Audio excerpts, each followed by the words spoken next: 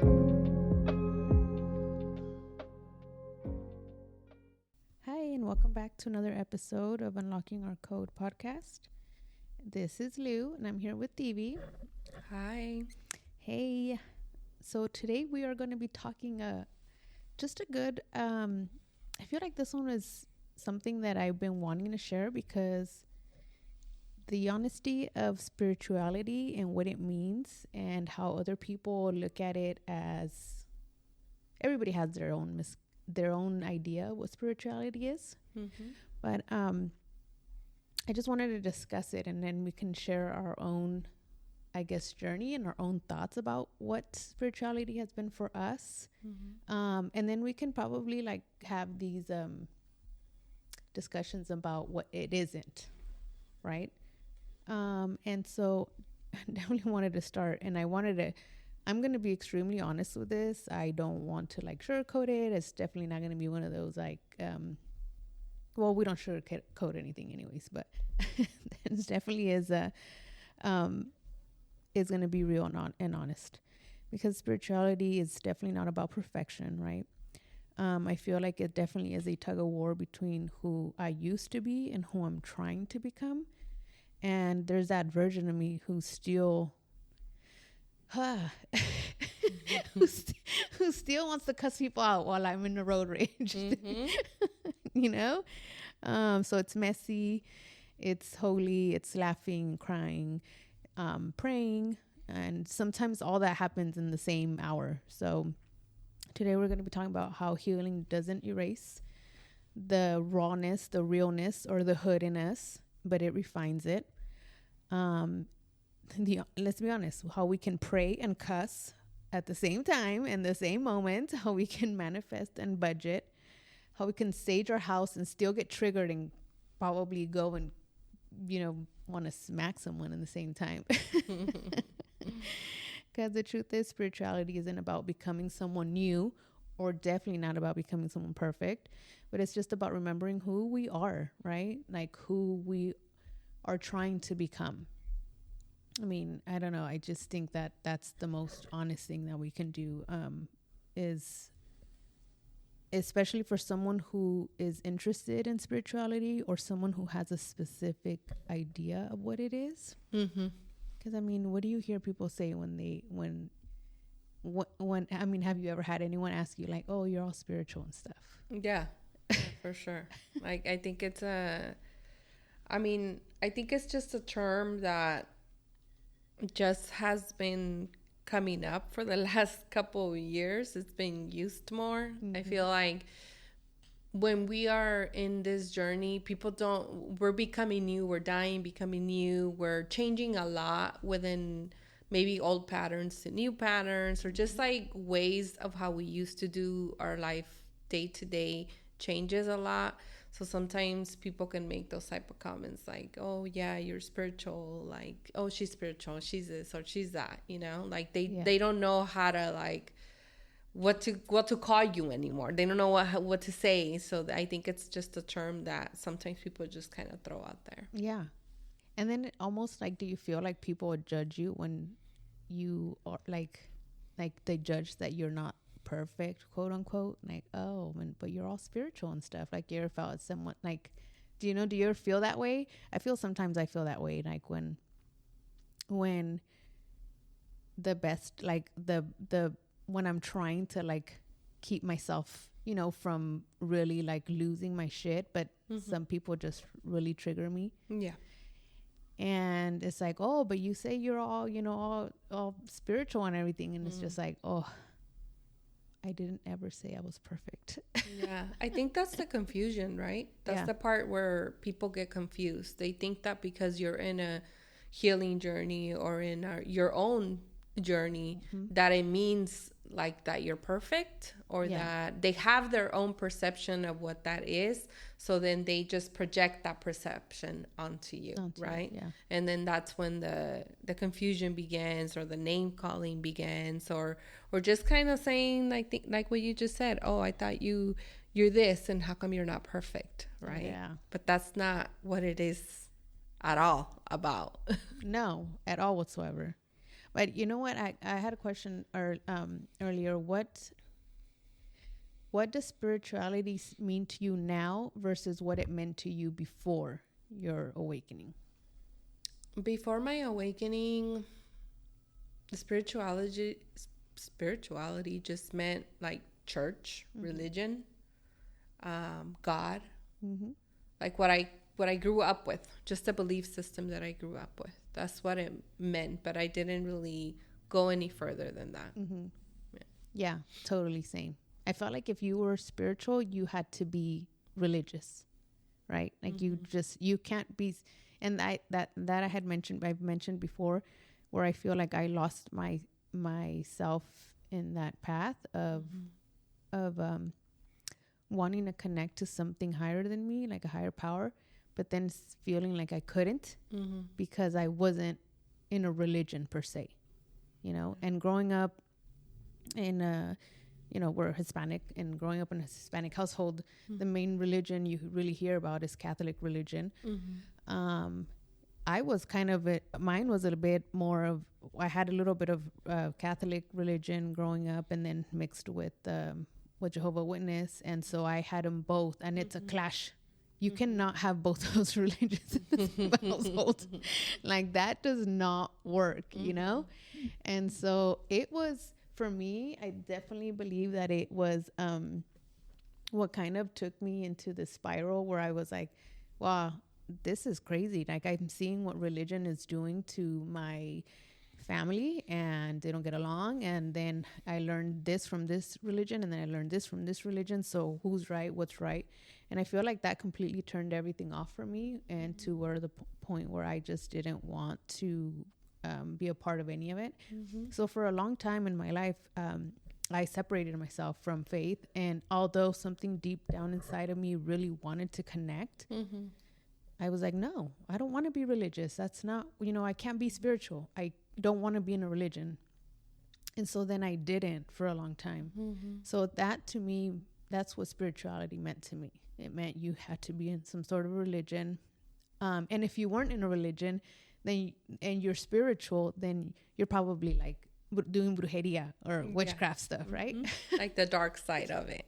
And it also like meant that, if you were spiritual, you had to be perfect, or you were holy to a certain degree.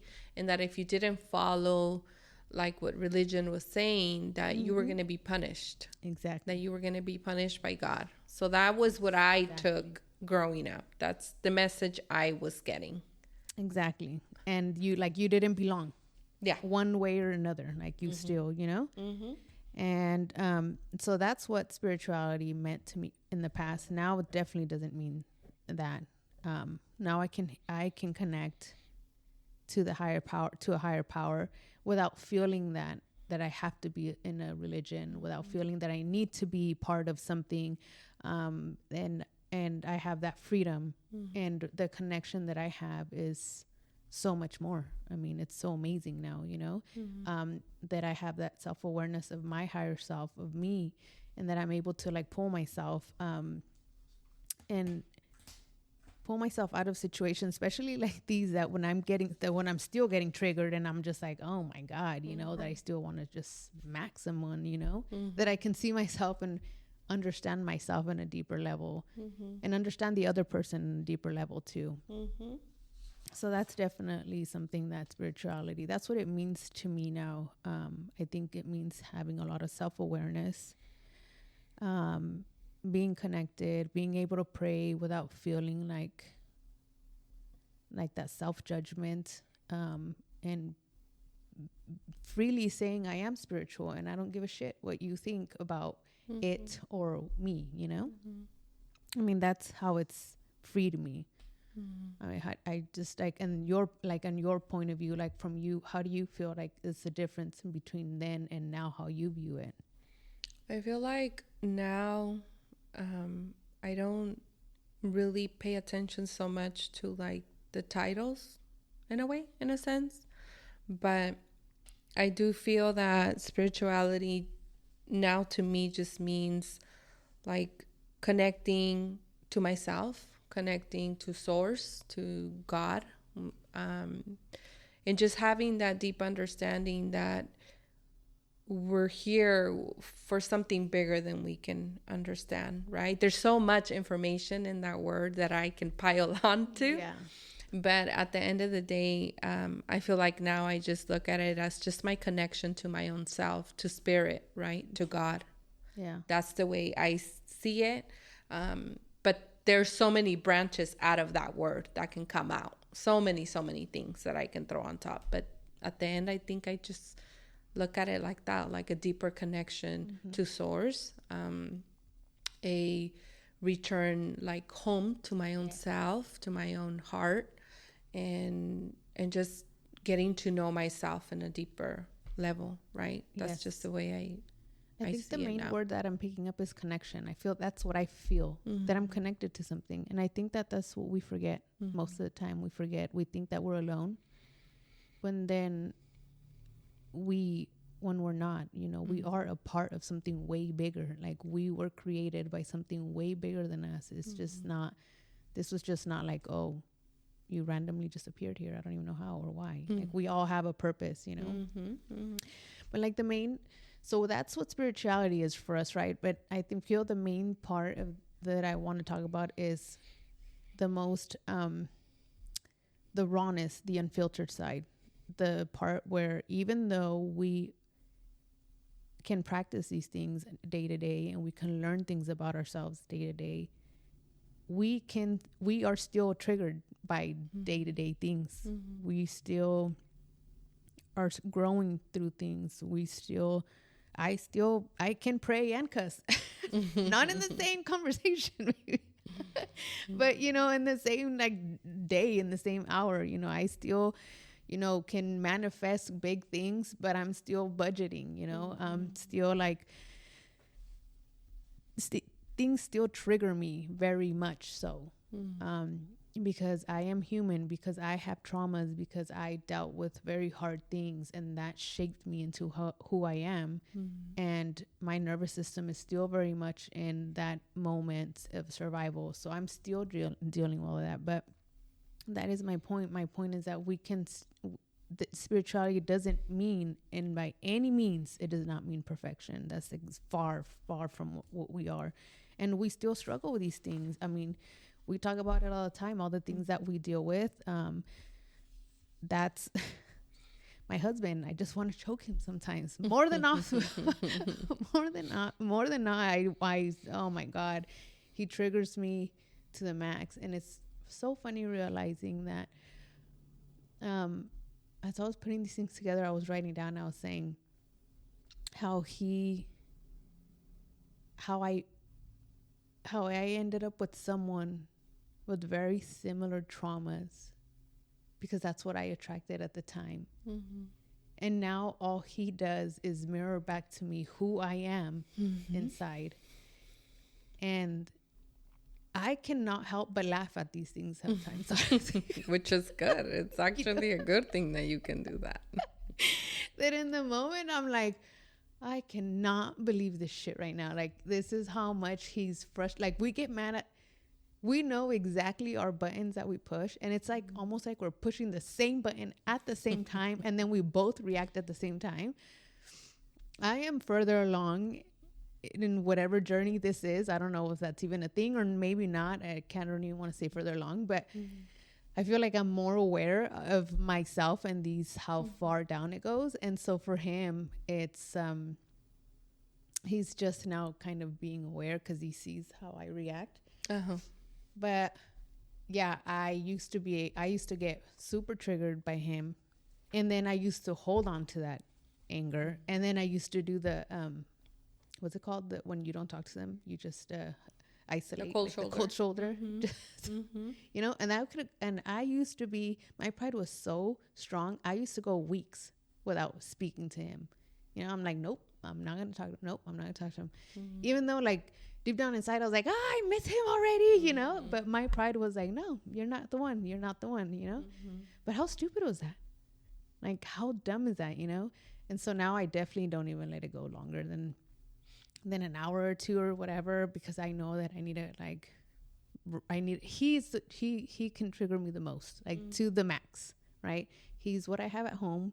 He's my safe space, so I am free to feel and be who I need to be around him. But it's not pretty. It still gets ugly. I still get triggered by dumb things that I can look back and be like, oh my God, you know. But I can now connect it to where it comes from, where my anger comes from, where it comes from, what pain is it triggering, and then I do the same for him. And I'm telling you, sometimes I'm just sitting there like laughing, like this is ridiculous. Like I was like, okay, God, I see what you did here. You know. Yeah, it's actually pretty funny when we get to see it from the other side, right? When we don't take it so serious, we're like, okay, like what's playing behind this? And then at the end of the day, we know that they're just mirroring something that we need to probably work through, or that we haven't, that we weren't even aware of. No. Right? Yeah. But it's also like remembering that spirituality doesn't mean you're not human. Like, we're human. You cannot, those two things don't coexist without each other. Mm-hmm. You can't be spiritual and not be human, right? No. And you can't be human and not be spiritual. Exactly. Like, we all have it. We all have that. It's just some choose to connect and some choose not to connect in that moment, or maybe later, or maybe never. Never, right? Yeah. Whatever their choice is. Yeah. And it's very much like, it's very strong. It's very, my ego still wants to take the best of me. My ego still wants to like come up and say like, oh, hell no, you did not just say that to me, you know? And then I just have to really like, I say within seconds, I want to say that my awareness, my self-awareness, my higher self comes in and is like, oh, okay, bro, sit the fuck down. You don't need to go all up there and be all, you know? I just recently had a situation where I can say, really tested and triggered, and it had to do with someone who I really love, and a situation came about. This person is coming to me from a place of pain, and words were said, or words were not exchanged, because I didn't really exchange. I didn't like feed into it. But it was just more pain that was coming from this person, and I feel like if I was not in this moment where I'm at now, or if I did not learn the things that I've learned about myself now, that situation could have definitely have gone sideways. I mean, upside down. Mm-hmm. It would have been a disaster, you know? And in that moment, I just remember getting the information that they were giving me, and I just felt like I could feel within seconds, I could feel my ego wanting to respond. Like, that was the initial. That's the part that jumped up in front of me and said, I got you. I'm going to protect you right now, because you're not going to feel pain. You're not going to get hurt. This is not going to happen to you. So let me tell you what you're going to respond within seconds. But immediately right after that, I was like, wait a minute. No, bro, I don't need you right now, you know, because that's just going to cause chaos. Although you're trying to protect me, it doesn't make it good in the long run. Mm-hmm. And so I was able to really take a step back, take a huge breath, and see, okay, where are we at? Where is this coming from? I'm like looking at the whole situation, and I really had to put myself in this person's shoes and say, okay, I get where this person's coming from. They're coming from a place of pain. Pain is now turned into anger, because that's what anger is, right? Anger, I feel like it's always pain. And it has nothing to do with me. Like, nothing. They're just in pain. And I'm not going to take any of this personal. I'm just going to tell them I love them very much. I know where you're coming from. I know it has nothing to do with me. And although you want to get a reaction from me, although you want me to respond to you the way you're responding to me, I'm not going to do that. Mm-hmm. So I'm just reminding you that I love you. And when all this settles, then I feel like we could talk, you know? Mm-hmm. And it could have gone any better, but I will say that if I had not known that, did not know what I know now, which I feel really good about, it would have been a complete shit show. Yeah. And that's what family does sometimes, right? That's one of the examples is family, friends. For me, it comes up a lot in family. because I don't have many friends, right? Same. We're our only friends. Yeah, so it doesn't really, like, for me, it shows up in family. Yeah. And that's what it makes me kind of reflect back. For me, it's like, yeah, you're right. It's 100%. When those things do happen, how do we stay spiritual, quote unquote, and but not lose our human, right? Not lose who we are at our core, right? Yes. It's having that balance. It's not leaning too much into one side more than the other. That makes us that actually brings us to this place of wholeness when we're able to just have balance on both ends, right? Remembering that, yeah, we have a choice to act from a human perspective, but we also have a choice to act from a higher place. And what we choose to do in that moment doesn't make us more or less. It's just a choice that we made, whether conscious or unconscious, right? Us or you in your situation that you went through, you're conscious.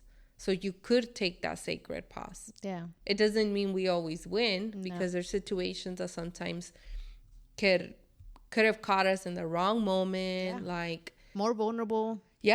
More emotional, and then boom, Been, it just goes the opposite way. Which it happens. And it still continues, and I don't think it will ever stop happening. It's just that we keep, as these situations keep happening, we become more and more aware, and we can. It's not that the situation changes or the fact that we're human changes. What changes is the sacred pause that we're able to take in that moment, the awareness that infiltrates in that moment, right? The sacred pause. I love that. And that sacred pause changes everything, because if you don't take it, and then the ego's going to be the one at the front immediately, right? Because it thinks you're in danger, because it thinks you need protection. So it will show up, boom, the moment the thought goes through your head, the ego's at the front saying, I got it. Unless you take that sacred pause and you're like, I know, like you said, I know you're trying to protect me. Stop really quick. We need to stop. We need to both stop, right? And you take that sacred pause and you let the higher self come in, and then you could deal with the situation from in a higher perspective. But when we don't have that pause, and when we don't have the awareness, the ego takes over. Yeah. The human part of us. The human part of us. Yeah. So the higher self is the God aspect of ourselves, the spiritual side of ourselves. And then the ego is the human part, who has been in control most of our life. Yes. Until there's awareness, until there's, spiritual awakening or whatever happens, that you're able to make a distinguish between the ego and your higher self, which is God itself. Yeah. Right? Which I love that, because I feel that for anyone who's listening and has heard the words higher self and what it means, what it really means. I love how you described it.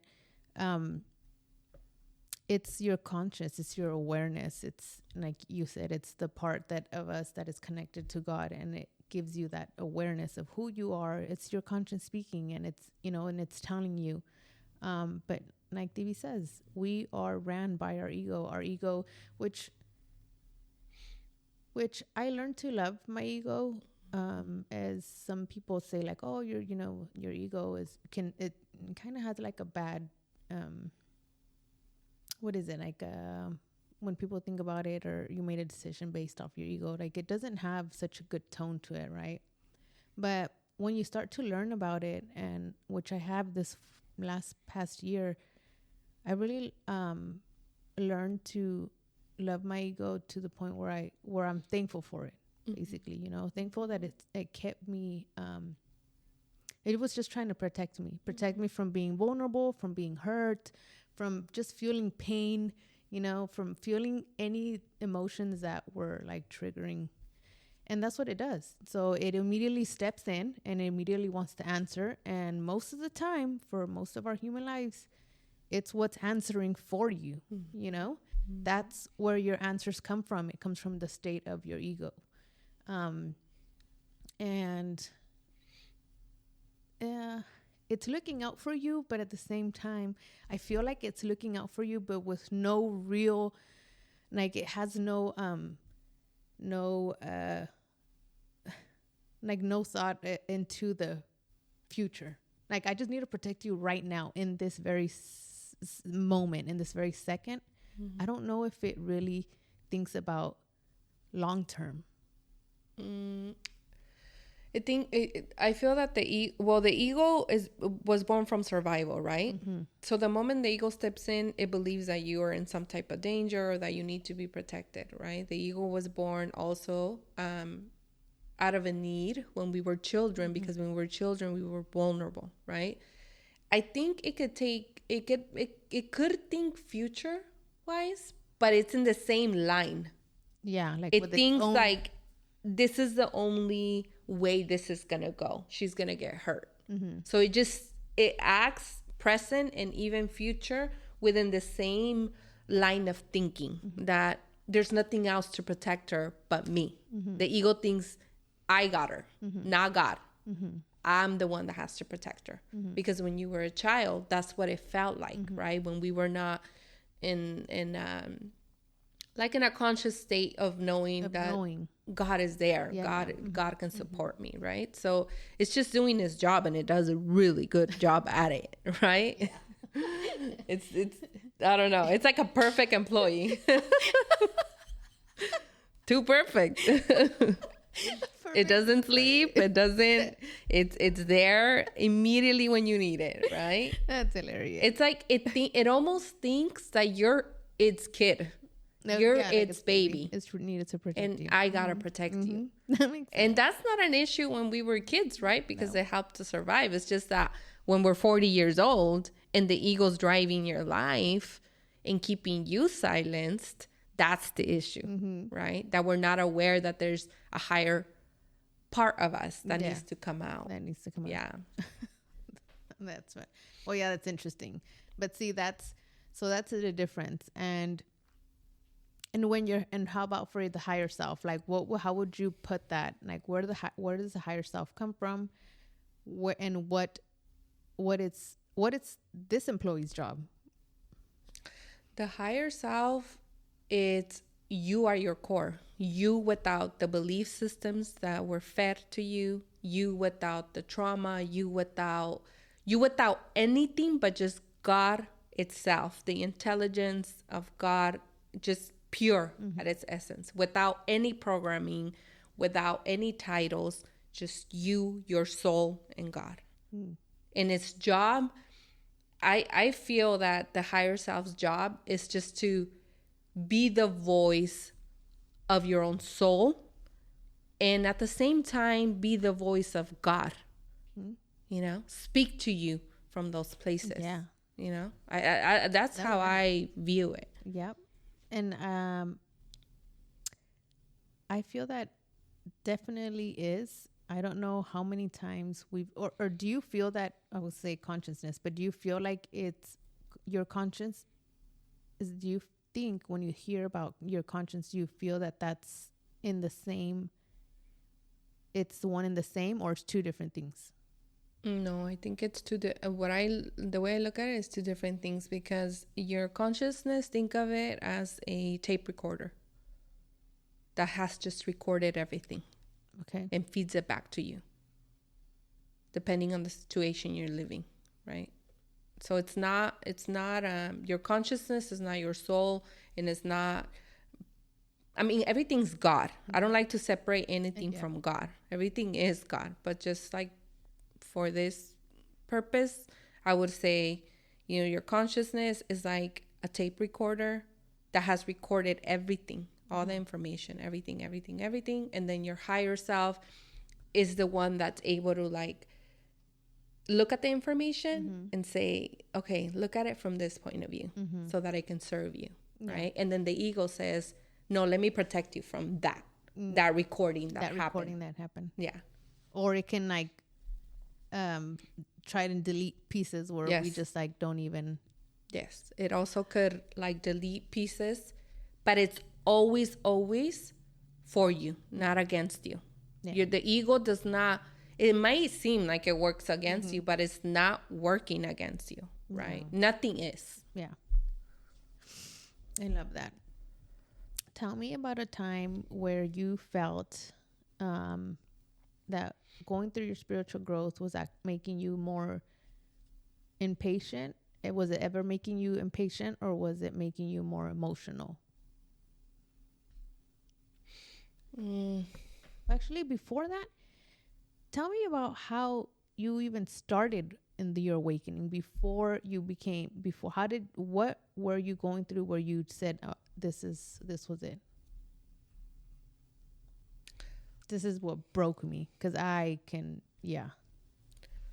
What broke me? Do you feel like when you came into your awakening, when you started saying like, I need to take a different route, was it, I've been saying it a lot, where I feel like people need to hit rock bottom sometimes in order to feel this calling. Do you feel like you were in a state like that?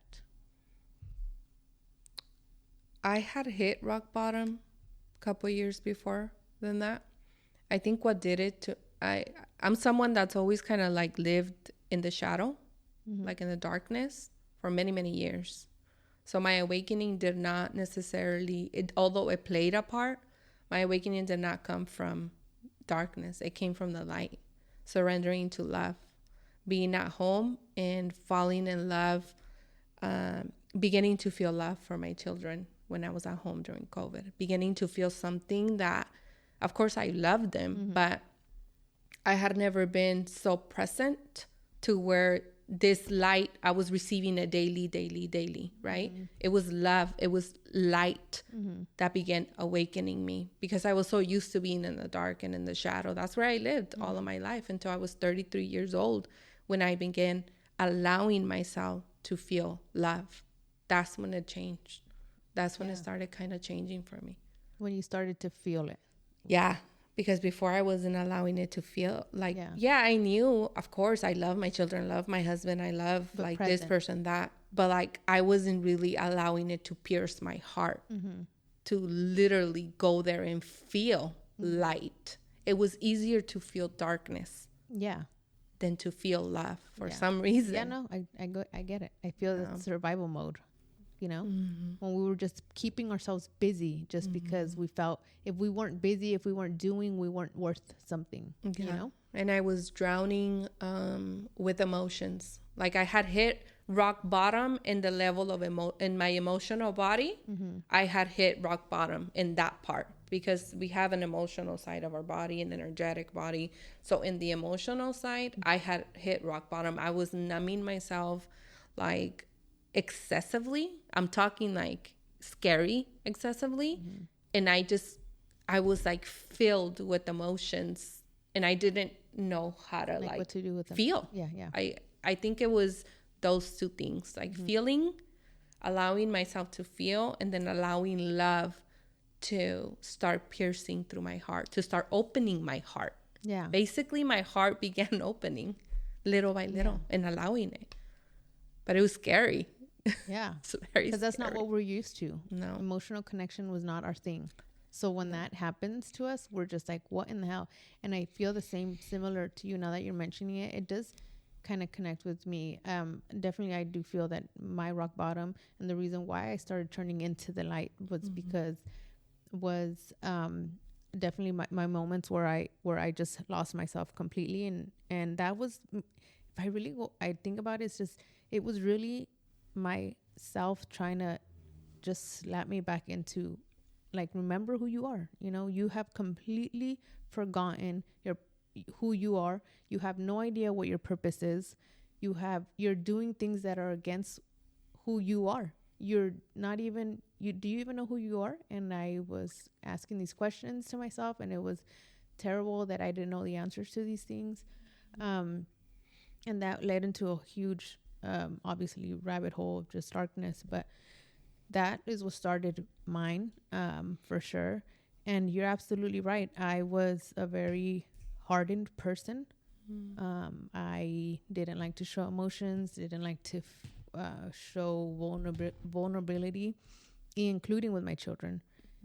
And I remember being told by coworkers at the time, like, like, Lou, you act like a guy. You're like a guy, you know, because obviously a lot of men don't like to be emotions or show emotions.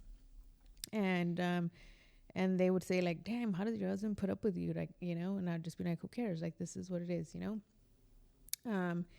But after, and I feel the same way. I was never super affectionate with my kids. That's just not who I was because I wasn't taught that. And that to me felt extremely awkward.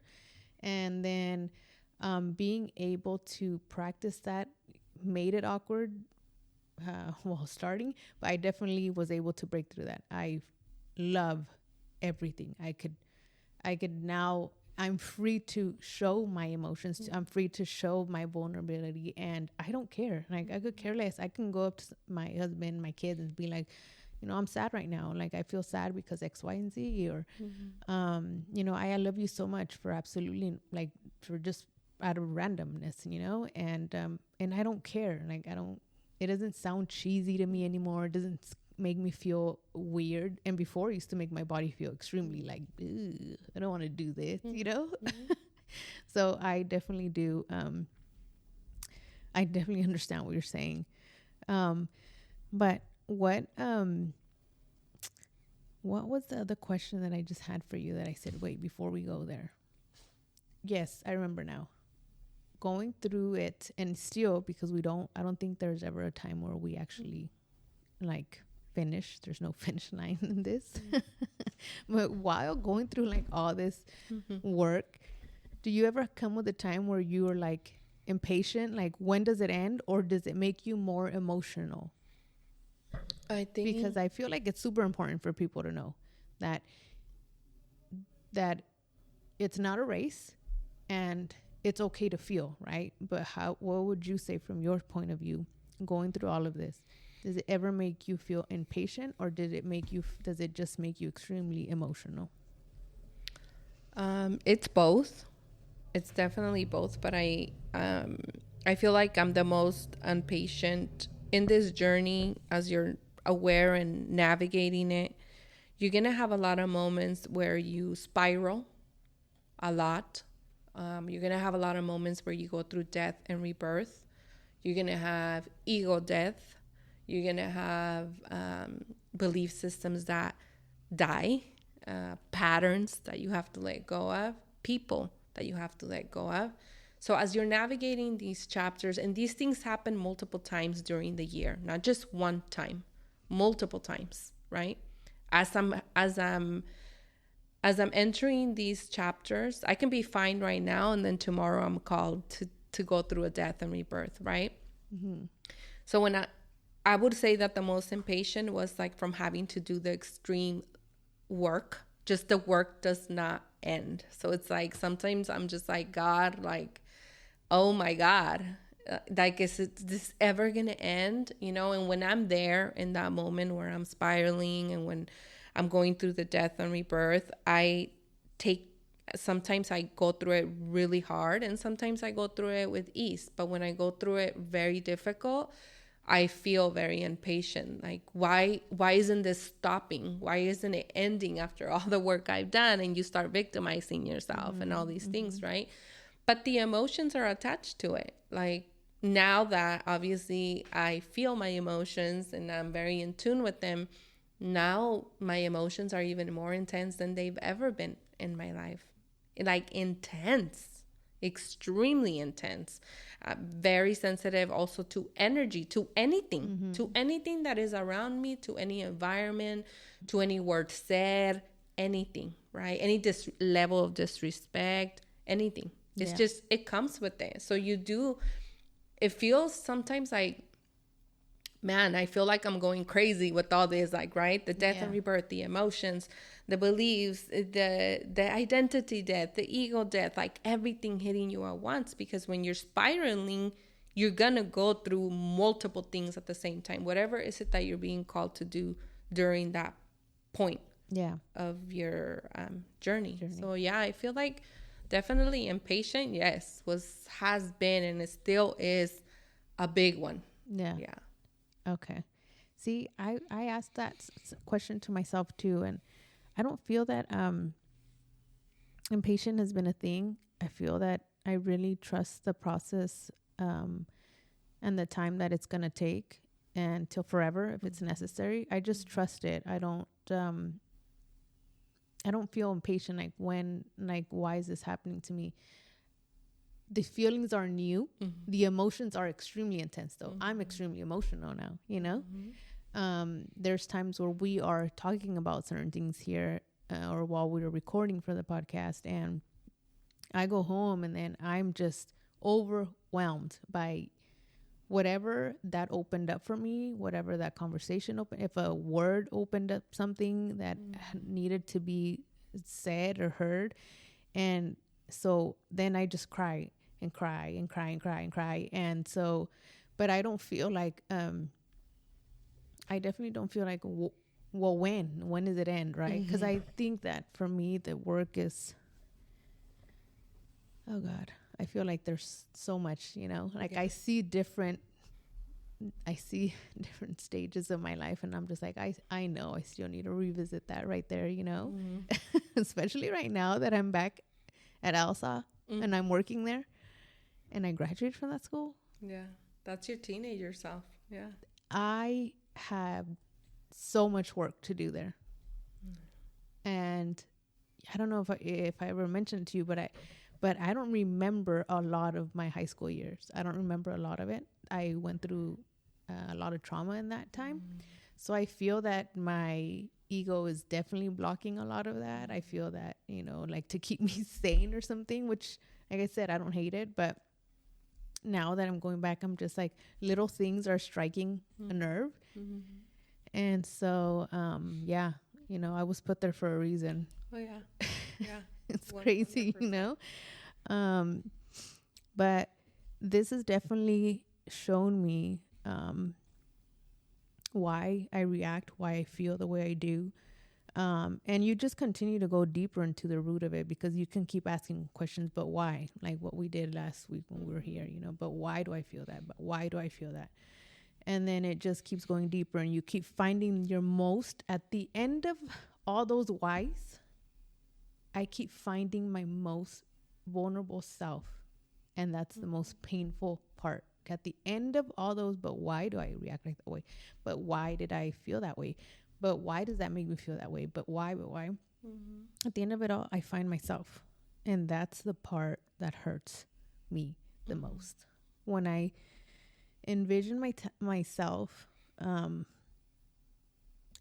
when I see that sometimes at the end of all those whys, I see my inner child curled up in a fetal position crying, and I have to like do the work, and I have to pick her up, and I have to hug her, and I have to tell her I got you, you know, like I'm here. And that's the work.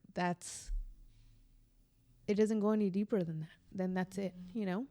But so many things can trigger that, you know, and that just means like that little person there still needs someone to tell them that they're okay.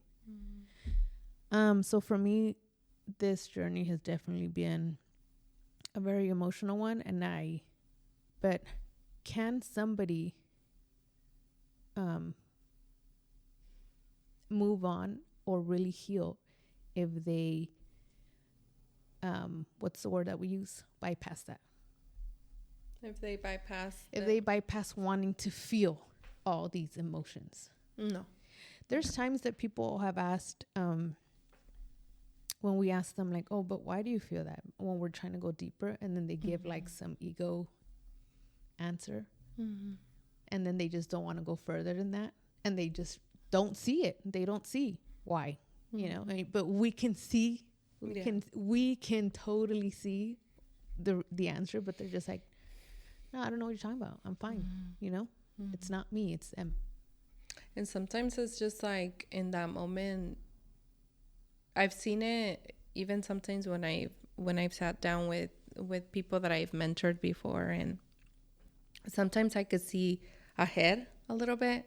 I see the pattern. I see what's coming up, but I could also read, I hint into going into those places.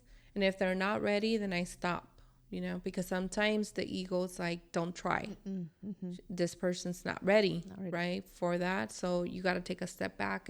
If they're pushing back and if they're not wanting to go there, then they're in their own journey. Sometimes it takes a year, 2 years, 3 years, Their 4, lifetime. like 5.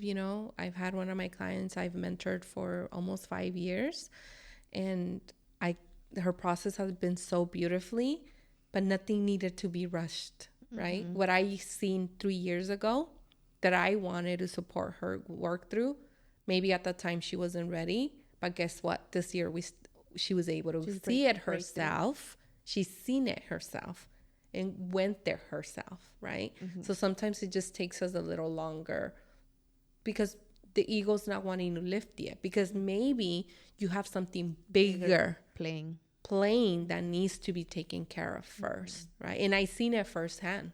I seen it how once you clear something really big, you're then able to go to other parts, because some parts could be very painful. Yeah.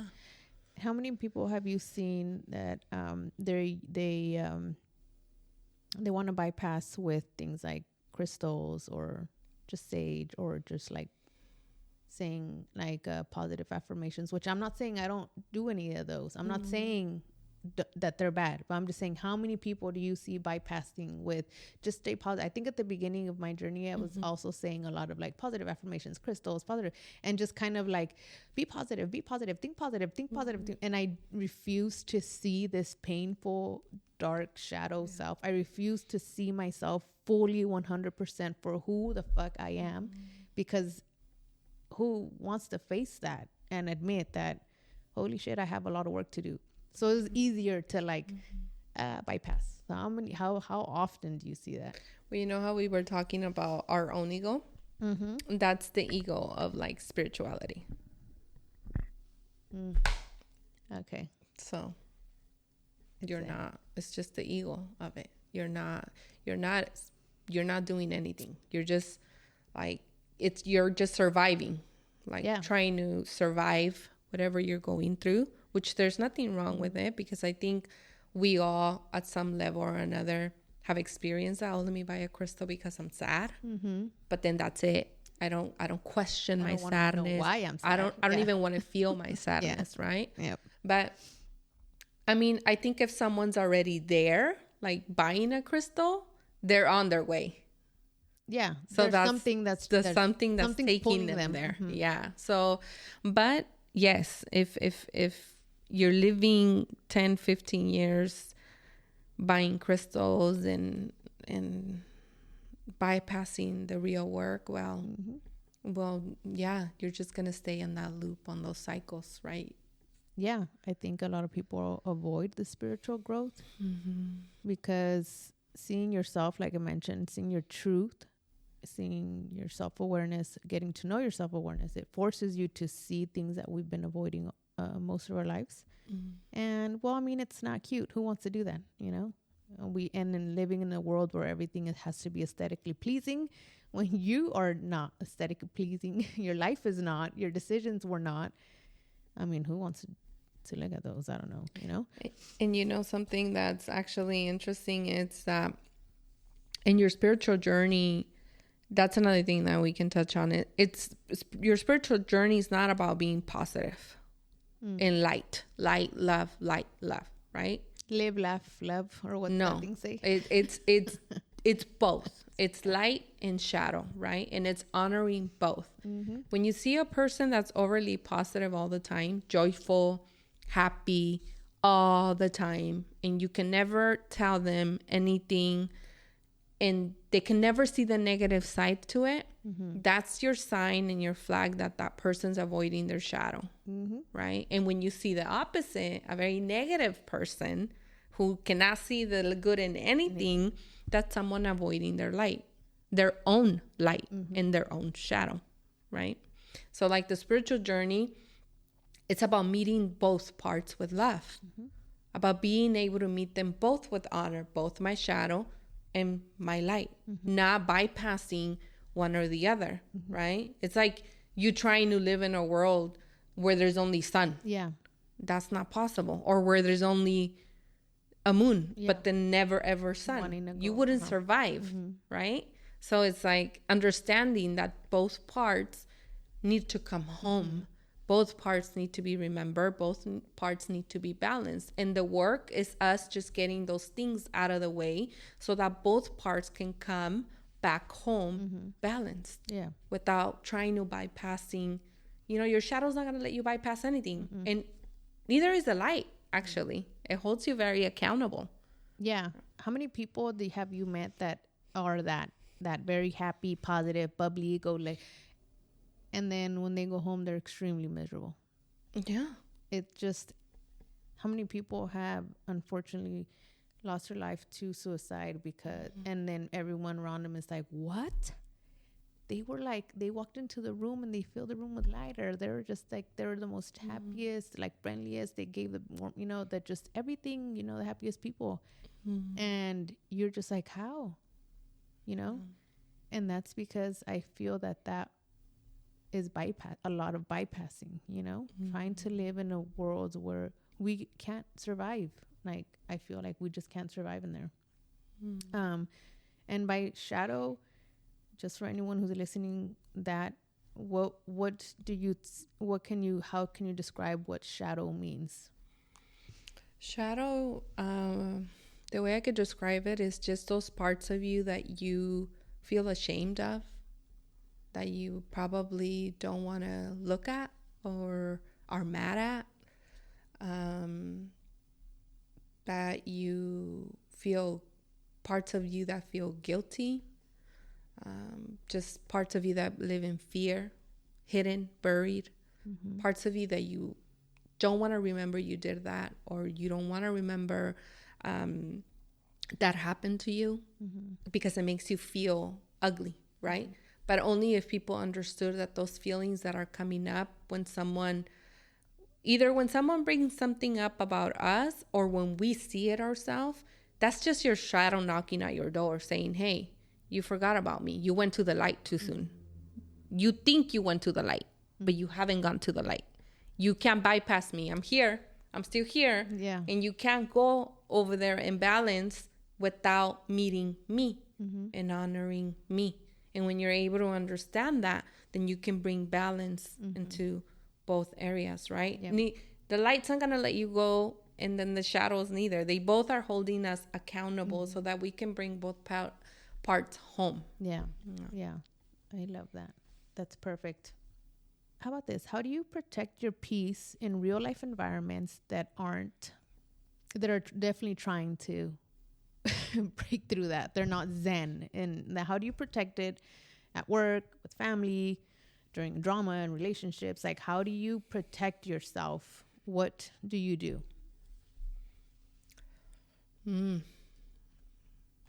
That's a good question.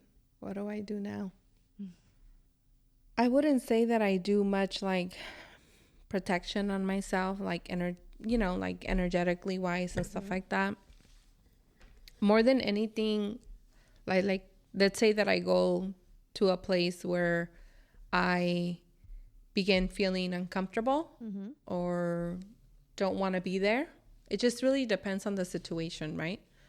If my body and my soul is saying, you got to leave, now I honor myself. Yep. I don't question myself. I don't listen to what anybody else is saying. Oh, you're boring. Why are you leaving? All those type of comments. Why don't you want to go? None of that I take personal no more, because I understand that my decisions are for my own purpose, right? But there's also situations that come up where you could choose to see them as a learning lesson. Like now, if I go to a place where I'm usually triggered at, right? Now I just tell myself, okay, I'm going to go there. This is why I'm going. And if anything comes up, I'm going to use it as a learning experience. Let me see how I act. What does my body do? And this happens to me a lot with family, like I said, especially at, visiting my mom's house and all of us being together, right? Yeah. That's when the younger self of me wants to come out. That's when when just that part of me that's unfiltered and that's like just raw and like, I don't know, like we were saying earlier, hood, it wants to come out. But to me, it's beautiful. Now, before, at the beginning of my journey, I used to judge myself a lot. I used to be like, no, you can't act like that and this and that. Now, I see it as, it's so beautiful that this is who I am when I'm back and when in my in the home where I grew up. This is how my inner child wants to come out and play with her sisters. This is so I see it as a beautiful thing. And when I do get triggered, when I've had moments where I come back home crying, broken, like I'm just not having it, then I just allow myself to go there and feel broken and feel the anger, feel the shadow, right? I just let myself go, get dark, get it out. And then maybe not even in that moment, I don't try to go.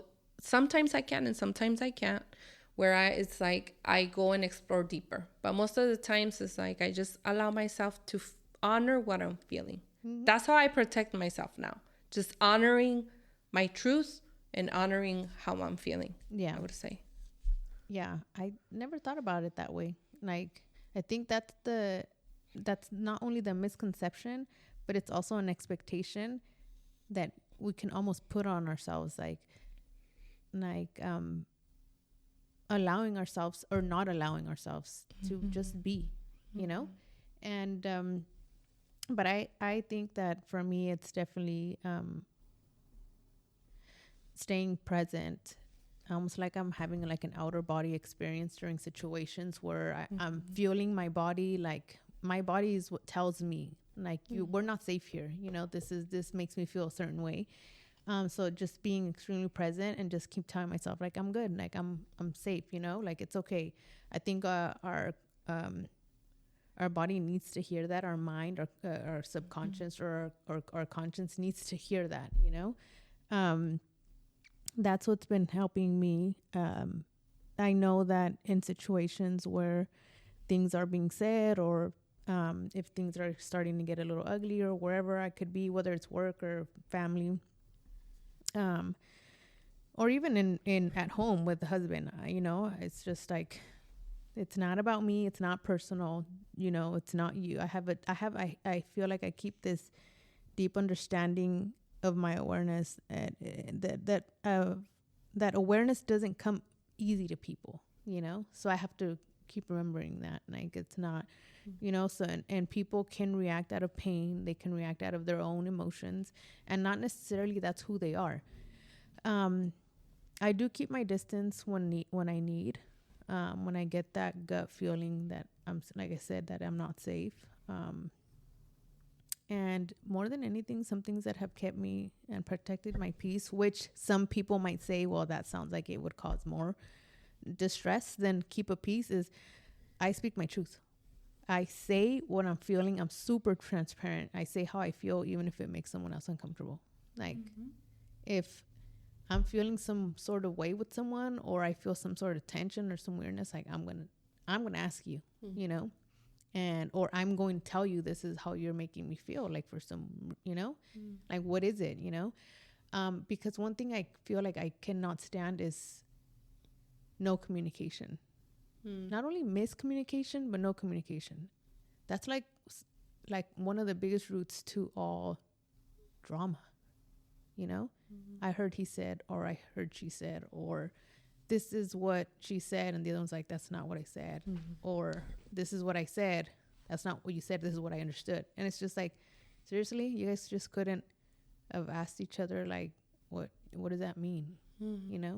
Or what did you mean by that? Like, that could, all of this shit could have been handled if you guys just communicated. So I use my voice, and I think my thing since I was a kid is that I silenced myself. I feel like everybody silenced me, or what I just felt like I just didn't. And so now I'm just like, no, I'm going to speak, whether it makes you feel uncomfortable, if you don't like to talk about emotion stuff or whatever, I don't give a damn. I'm going to speak, So that's been extremely helpful for me. That's for sure.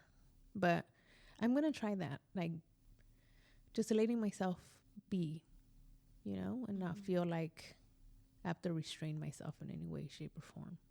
And then, it's you feel more relaxed even like going places. Before I used to feel so tense. Like, okay. And I'm not saying it doesn't come up at times, because it does, but now I'm more aware of it. I was too tense. I couldn't enjoy the present moment because I was always worried, like, what's gonna come up? What drama's gonna come up? Who's gonna say what? Who's gonna, Yeah. So now I'm just like, I could be me. I don't, we could be ourselves. Mm-hmm. However that is to us, it's okay to be ourselves, even though we're in our journey. It doesn't mean we're not human.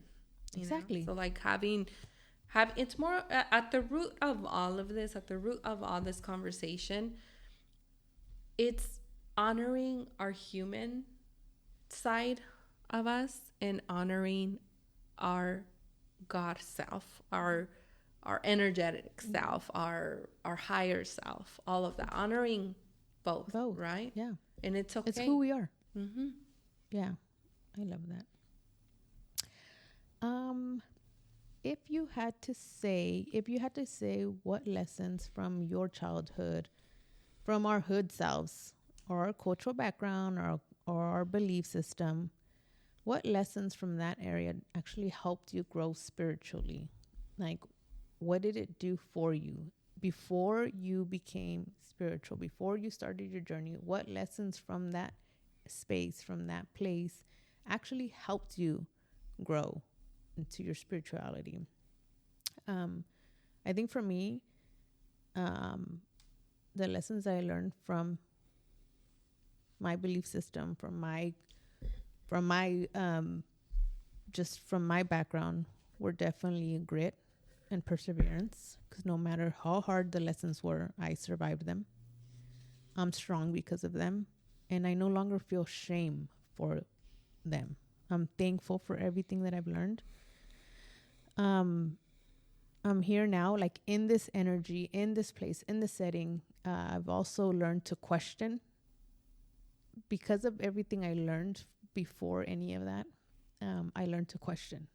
I want to know the difference between what my beliefs are and what my reality is. Like, what is my choice, instead of, do you know what I mean? Like, instead of like just following along. So definitely grit. I learned to survive and endure, perseverance, because I didn't just survive, I also evolved. And then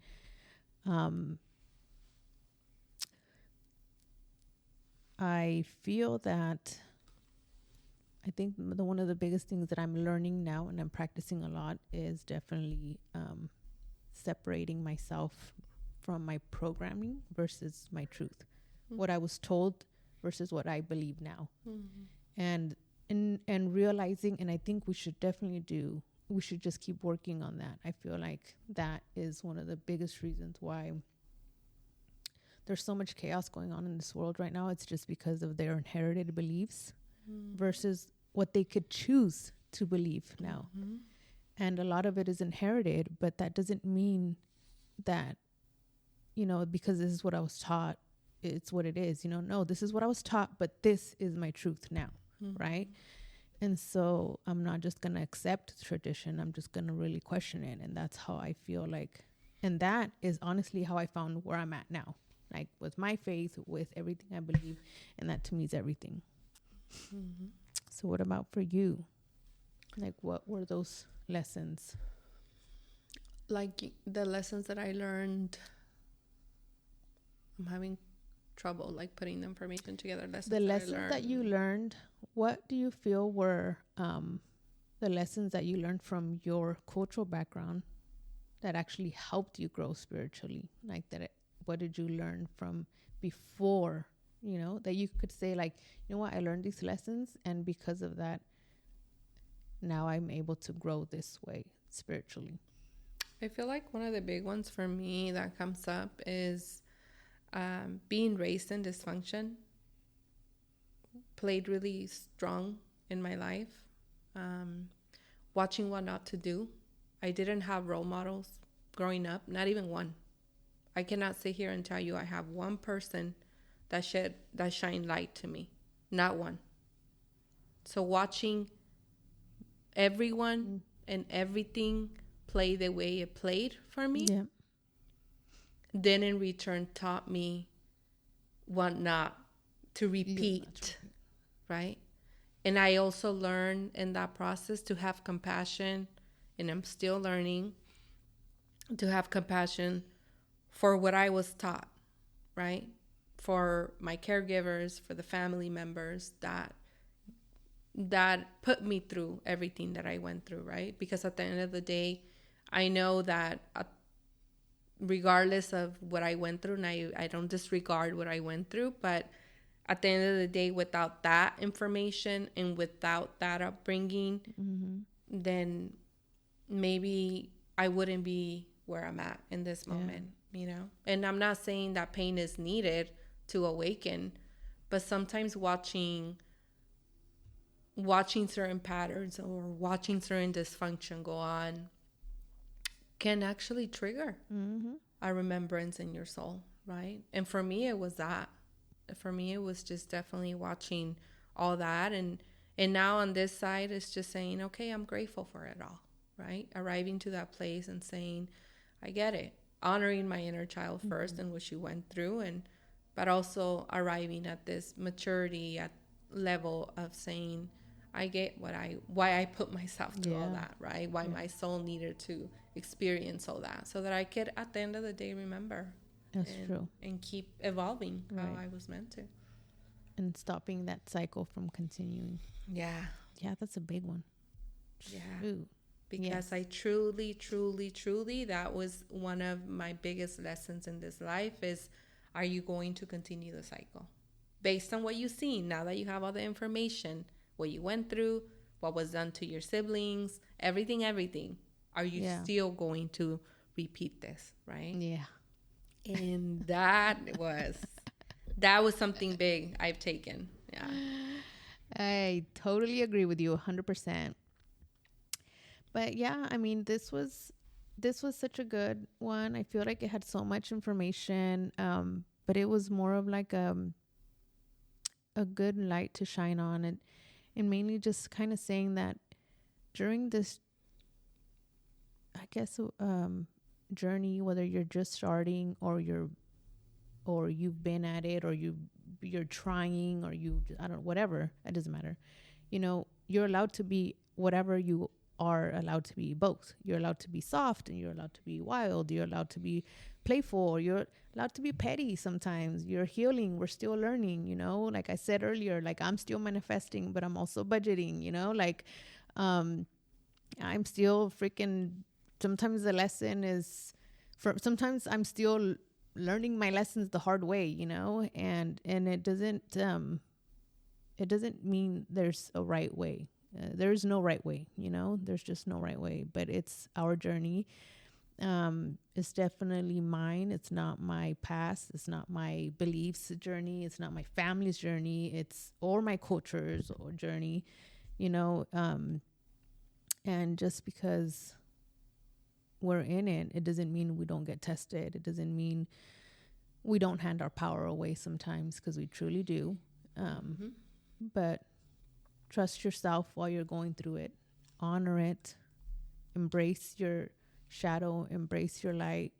Get to know them both. Understand your shadow. Understand what it's trying to teach you, because it's always giving you amazing lessons. And then the beauty in it is that you get to go back and you get to understand why that played out the way it played out. You understand yourself as to why you did what you did, or said what you said, or whatever it could be in your shadow. And then you have that compassion for yourself, and then you're able to like really hold yourself and love yourself, and the shame and the guilt go away. But regardless of whatever it is, honor your journey, you know, be able to laugh through your lessons too, because I mean, like I said earlier, sometimes the things that I deal with my husband, at the end of the day, I just laugh. I'm like, oh my God, this is just, he is me, I am him, you know? So hold your inner child, go back and hug that baby and tell them that they're okay. Be holy, be good, be hood, you know? And sometimes the most spiritual thing you can do is just don't react. Stop. Like you said, have that sacred pause before you react, before you respond or whatever it is, just don't respond, and have a sacred pause and really try to reflect on yourself. I think this was a good one, even though I think that's my biggest thing is nowhere does anyone say that they're perfect. Nowhere. We're still human, and we embrace that. And that's perfectly fine. And like I mentioned before, I'm praying 1 minute and the next hour I'm cussing someone out because they're driving too slow or something, and I'm in a hurry. But then I very fast calm myself down. I'm like, well, you're the dumb one. Why are you in a hurry? Because you were so I'm able to calm myself back. But that's my thing. I think road rage is my thing. Like, that's one thing I don't understand how. But anywho, I mean, what do you think? You think we got some good information out there? Yeah, I think the message was really good. It's just, making spirituality or your return home, whatever you want to call your journey, human too. Yes. Like, don't separate God and your human self. That's the biggest part. That's where the confusion in religion and everything that we see in life happens. Mm-hmm. We're separating ourselves from God. The human's not separated from God, and God's not separated from the human. It's just an illusion, So just remembering that we're one. Yeah. And it's okay, That brings wholeness. That creates the wholeness that we're all seeking within ourselves. Yeah. Yes, exactly. Well, thank you so much for all the listeners and everyone who's still on with us. We appreciate it. I hope you guys are able to take something away from this or share it with someone who you think needs to hear it. You know where to find us at Unlocking on Code Podcast. And we'll catch you guys on the next one. Bye.